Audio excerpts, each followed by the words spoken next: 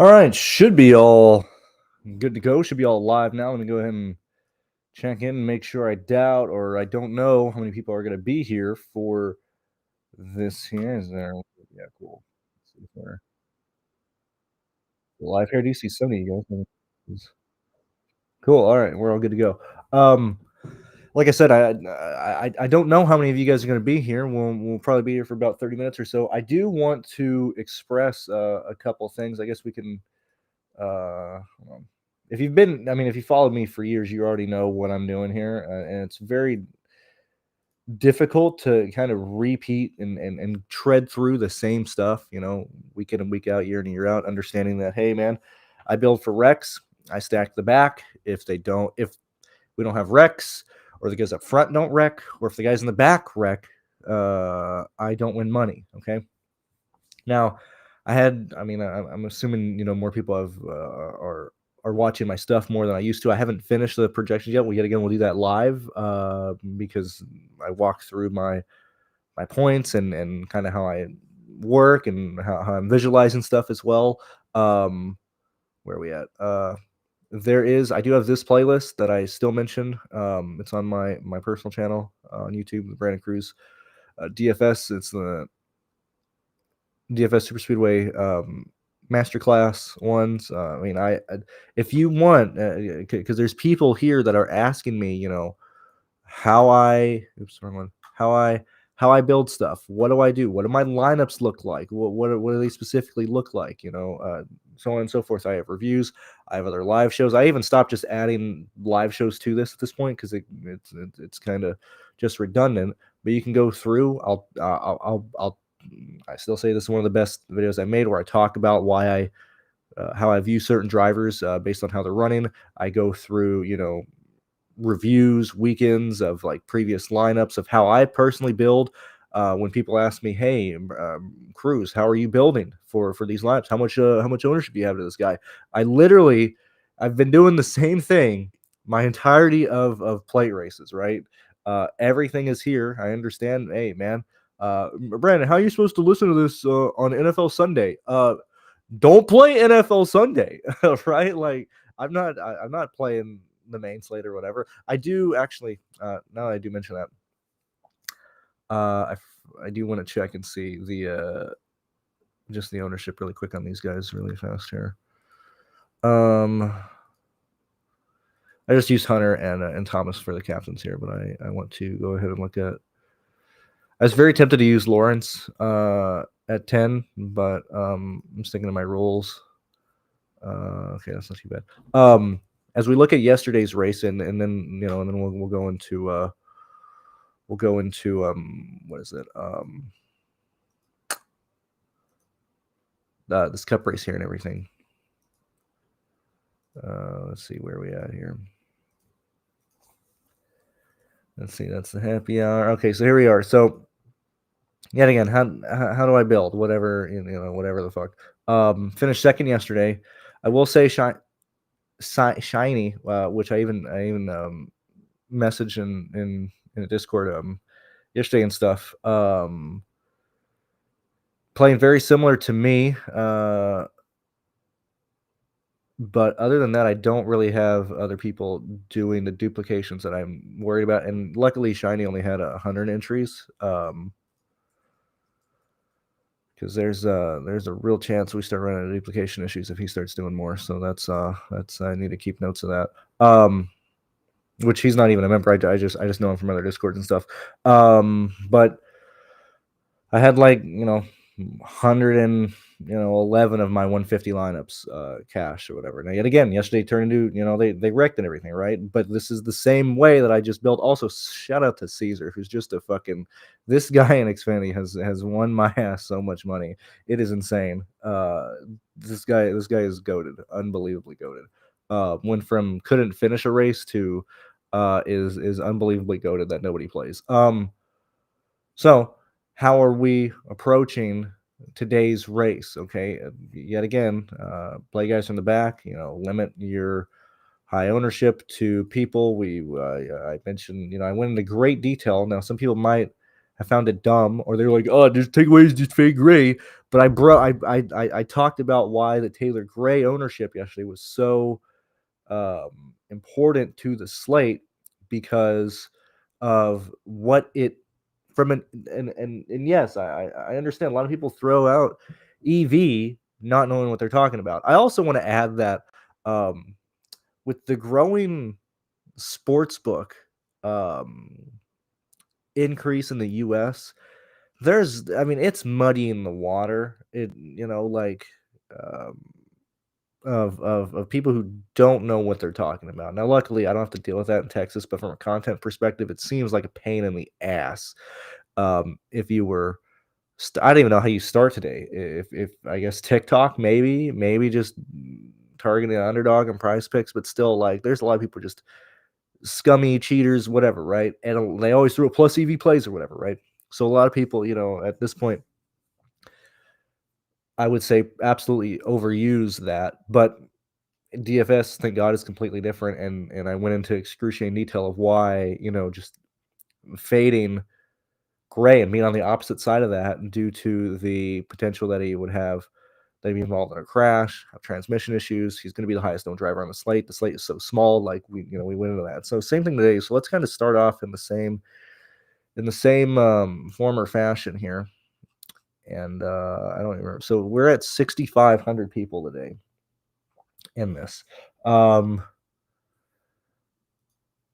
Okay, so let's go ahead and get all this stuff squared away. Yet again, what am I doing when I make my projections and stuff? Now, yet again, I do this for all races, but specifically, I use this to have a pretty decent gauge of where people should be running in a race. Now, yet again, this is not these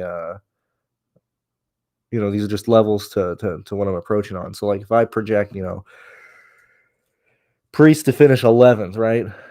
Does that mean he's going to be in 11th all day? No. Does that mean he's going to finish 11th? No. But it gives me an idea of where people are going to be at. So, like McDowell, right? Where realistic, typically when I'm going through this, I'm envisioning, the running order. I'm envisioning how people should finish. If there's no wrecks, no nothing in terms of skill deciding a race like this, who should be up front, right? That would mean McDowell, very unlikely to stay up there. Toyota car, more than likely to stay up there. Most likely. Kyle Busch has been very decent during situations where he's not wrecking. I fully envision, Kyle Busch staying up there all day. The Penske Brigade.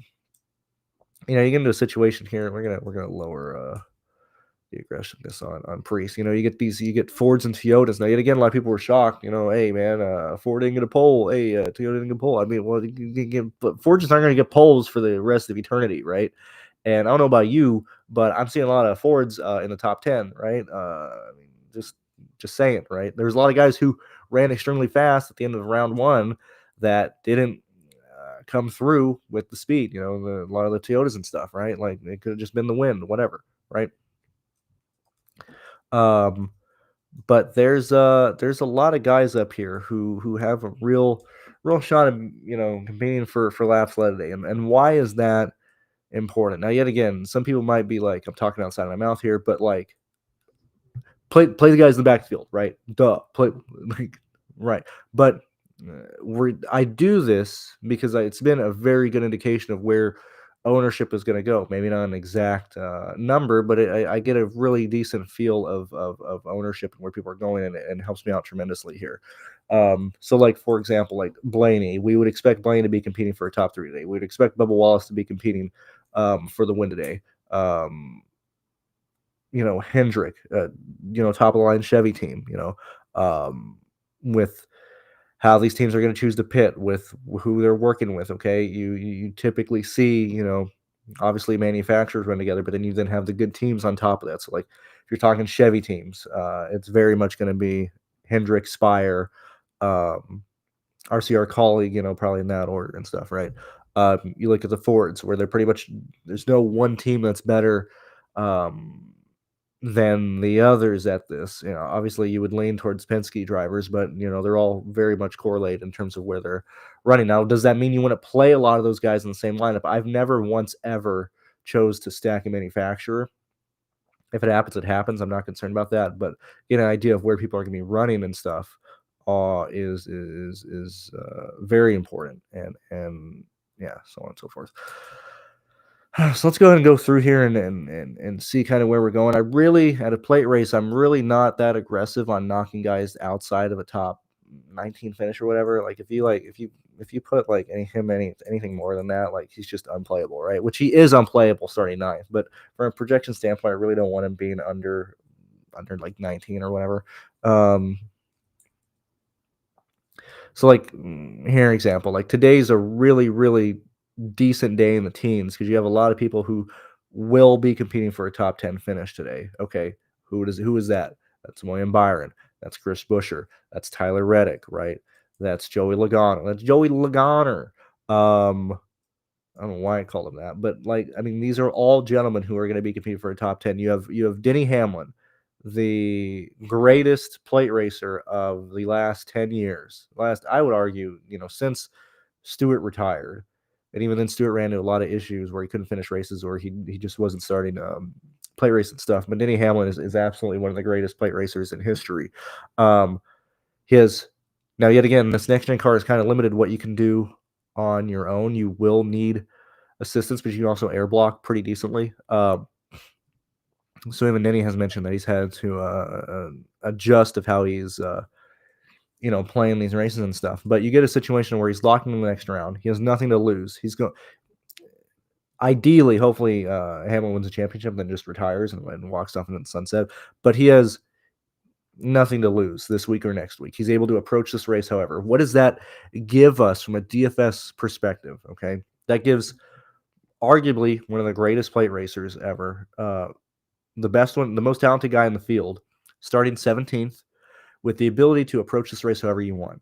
He doesn't need stage points. He doesn't need anything else. He said it which he is very good at feeling the field. If a wreck is going to happen, he's very, very good at avoiding early crashes. Okay, we typically see Denny, if he doesn't like something, if he's not up front, he's going to be dead last. Okay, it makes Denny Hamlin very, very viable. That he's going to be up in the front of this race, on lap 182, coming to, 7 to go.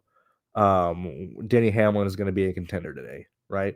Okay, so what does that mean from a build perspective, okay? From a DFS perspective, the way that I approach it, okay? If they don't crash today, we don't even have to get, obviously we're going to get through the field, but if they don't crash today, okay, which it's Talladega, wrecks are obviously they can happen, but this now this is third in line between the four plate races of intensity and wrecks and stuff, but there's a really decent chance that we don't get yellows today or that we don't tear up a shitload of cars today.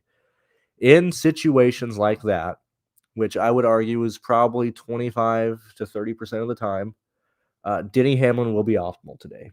Okay, real chance that Tyler Reddick, William Byron, Chris Buescher, Joey Logano, these individual drivers here have a very high not Cole Custer, William Byron to Denny Hamlin have a real high likelihood of being optimal today. Okay, they have a very high expectation to finish in the top 10, and with where they're finishing, plus the teams that they're on, plus with where they're starting and stuff, they're going to be scoring probably mid 40s. Okay. So we need to keep that in mind as we continue to go through, and then whatever the fuck, right? Gibbs, Kyle Larson, another example. Oh, Kyle Larson sucks at plate races. Oh, Kyle Larson is just bad. What about all his other Hendrick teammates? Those guys are finishing races. Oh, what's that? Larson runs with his Hendrick teammates a lot. Oh, and he's just caught up in crashes. That sounds like pretty unfortunate luck. Especially when Kyle is typically right up front. Now, yet again, from a projection standpoint, his mean is probably like 23 points or whatever, right? Like that's probably the main projection for Larson today. Okay, but where he should be running, is his top 10 or whatever. Obviously, Keselowski's probably second behind Hamlin in terms of actual skill level. Let's see here. So we start getting into a situation here to like we clearly have the obvious favorites for optimal plays and stuff here in the 20s, right? And then you have guys who are starting in the 30s who should also gain quite a lot of place differential here. So this is, people like Chastain. This is people like Elliott. This is people like Suarez, right? Yeah, that's good enough. You know,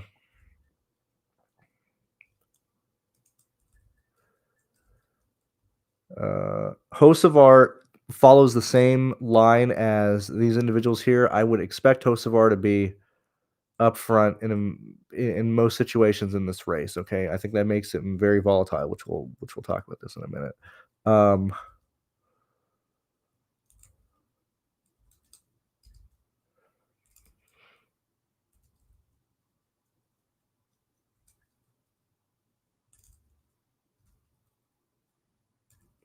Okay, so yet again, haven't done the fast laps and laps led. We don't necessarily need that, obviously, in the back of the field, and it's not just random, but like if you look at like okay, Casey Mir, like let's visualize everything from the ground up, right?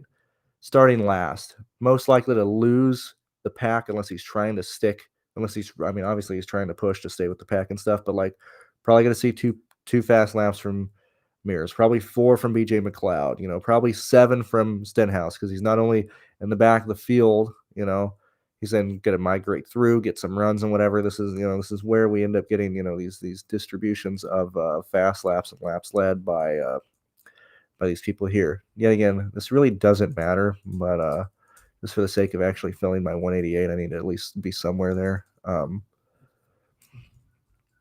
Usually anywhere from like 6 to 2 is pretty decent for most people. Now in the past we have seen that's actually one thing I need to do. Let me look at one thing really fast. Give me a second. Hold on.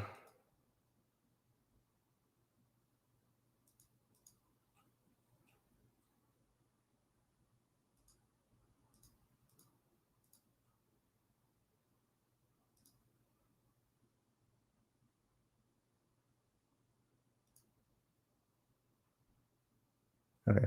Sorry, I was checking stuff. So whatever, right?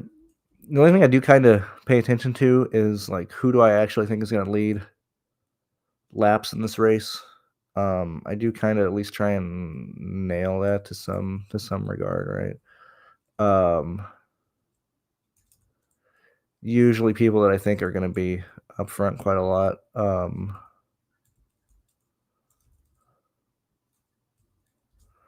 Where are we at in terms of that? Okay, so we're at 111 or 113, 105. That's fine. Okay, so now yet again, when we look at the projections of where people are scoring, we then look at my for all intents and purposes. Now this is a projected finish, but I use this as a running position here as well.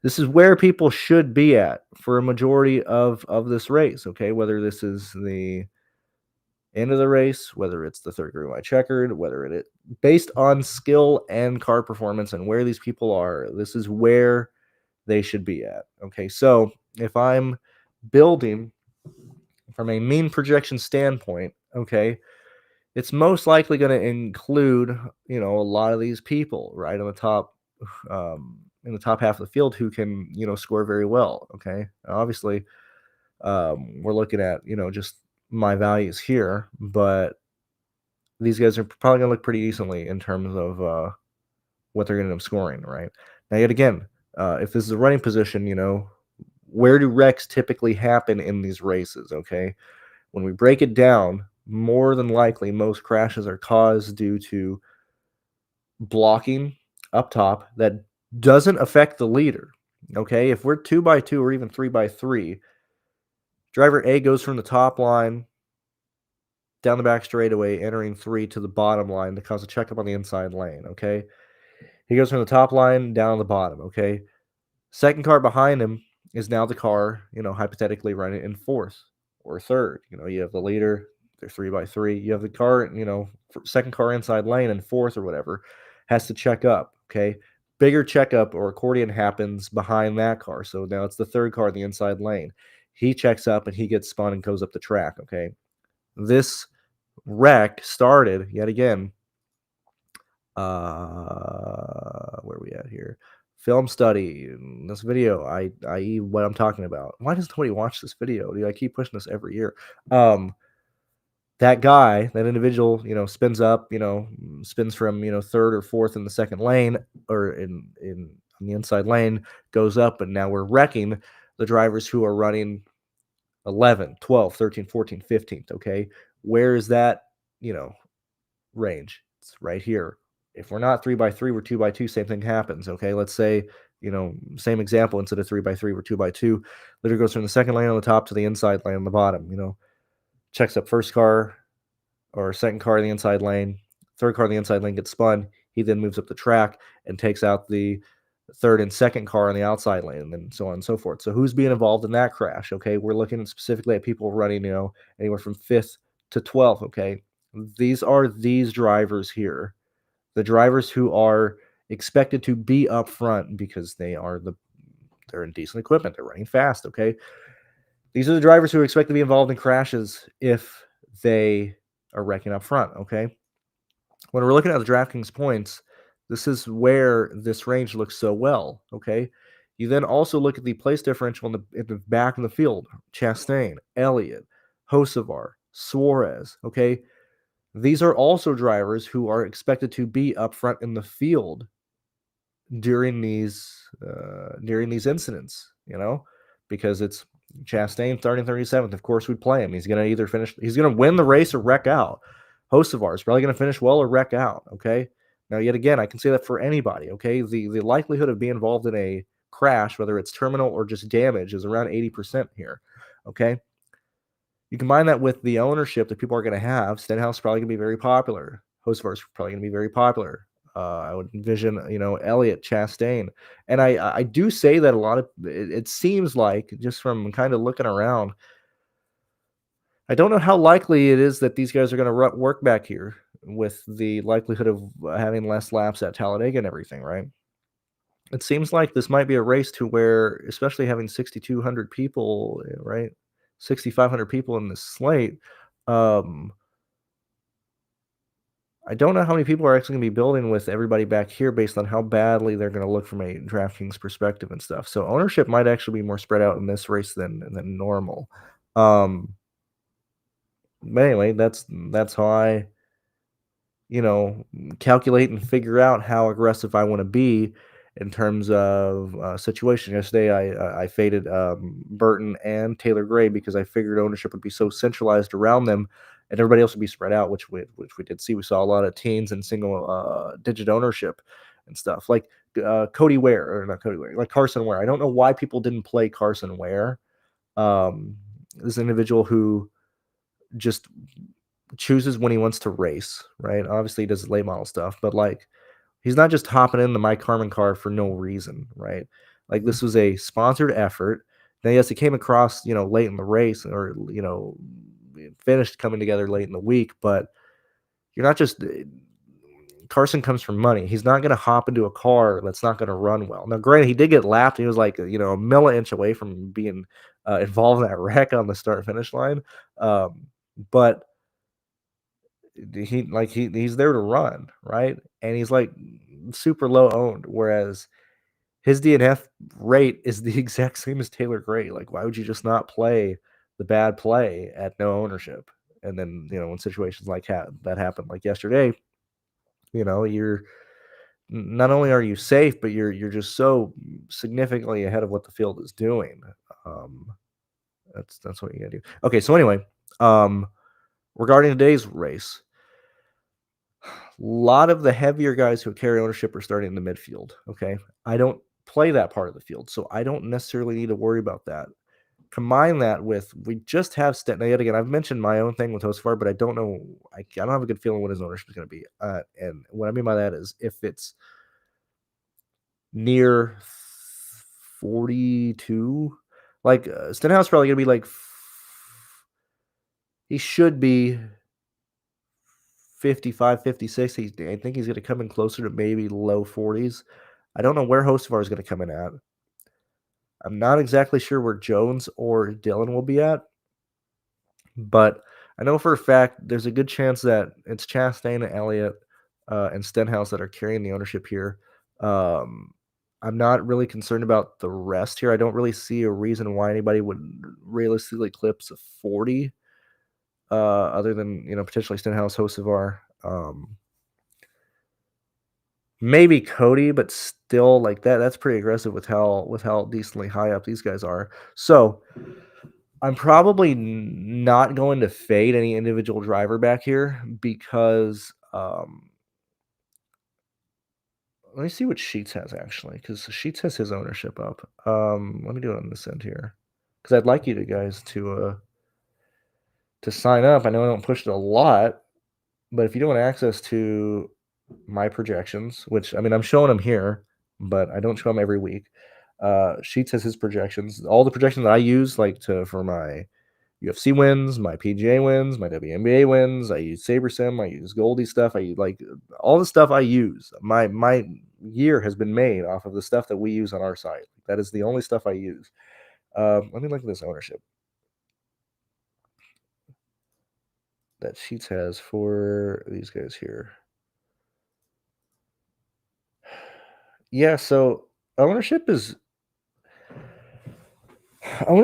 pretty flat today, right? Which is something we don't have a lot in the plate races here. Okay, so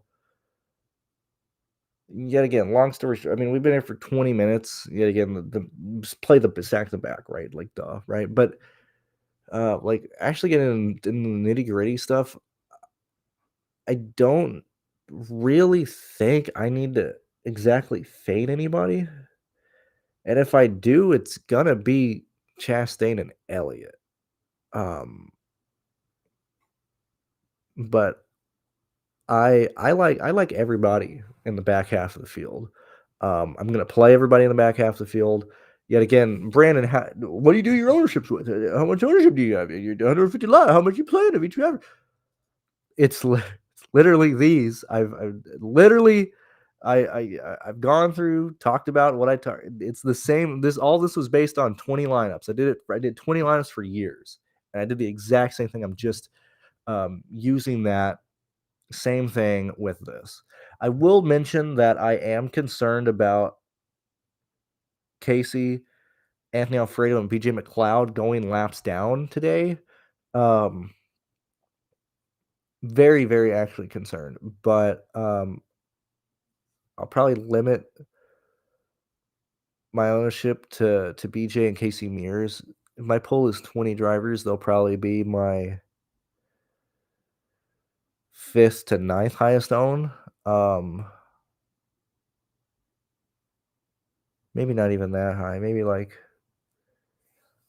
8th to 14th highest own. Because I do have concern about these guys here. But I mean, other than that, like, I mean, I love this range. If you yet again watch the stuff like this range here is gonna be huge. I definitely envision, if we have Rex, a lot of optimal lineups coming from this range here. But yeah, that's it. I think you just and obviously we're at this point, just fade all these idiots up here. Let people pay the rake. Let people have this, and then you can root for Rex. That won't affect your guys because everybody that you have should be back here as long as they don't want to race a ton.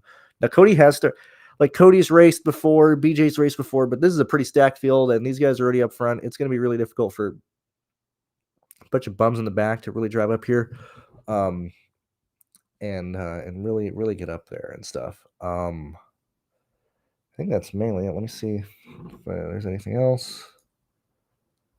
I don't think so. I do believe that is. I think that's it. I think that's mainly all we have. What is this? I gotta add in. Okay, cool.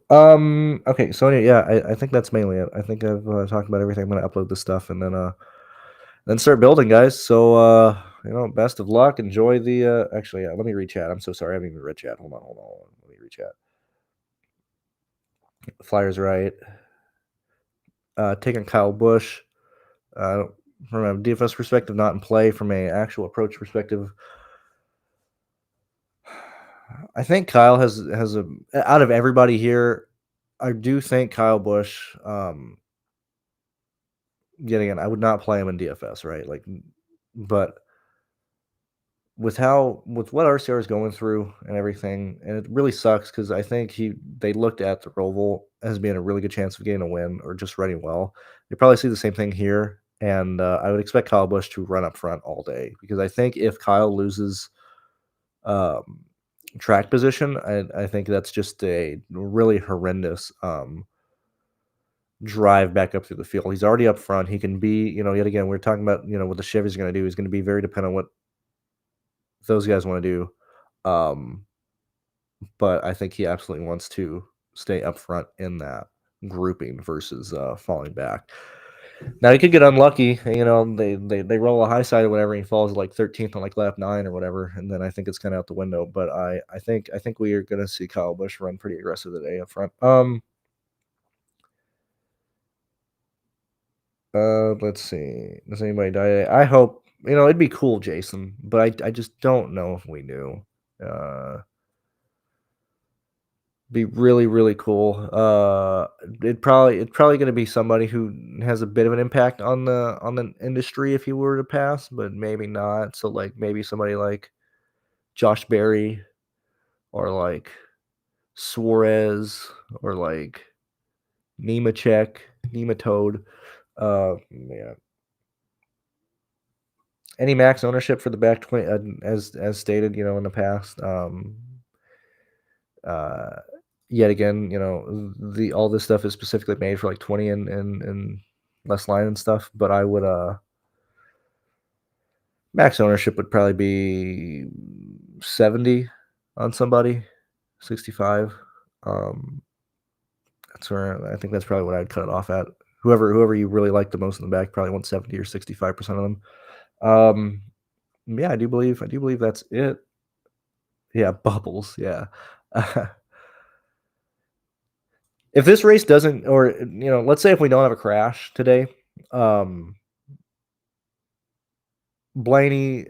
Bubba, Denny Hamlin are probably my 3 favorites to actually win the race today. And I think Hamlin has a really good chance. I mean, I just don't see how Hamlin isn't in the top 10 today, like with 3 to go. I just don't know how that happens or how that doesn't happen if we don't have Rex. Like Hamlin should this is his Talladega 2000 last win. Like this is Mr. Hamlin's day to lose.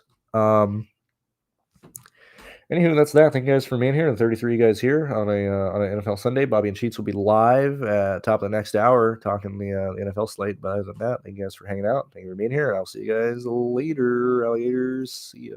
Enjoy the race and hope they wreck. Bye-bye.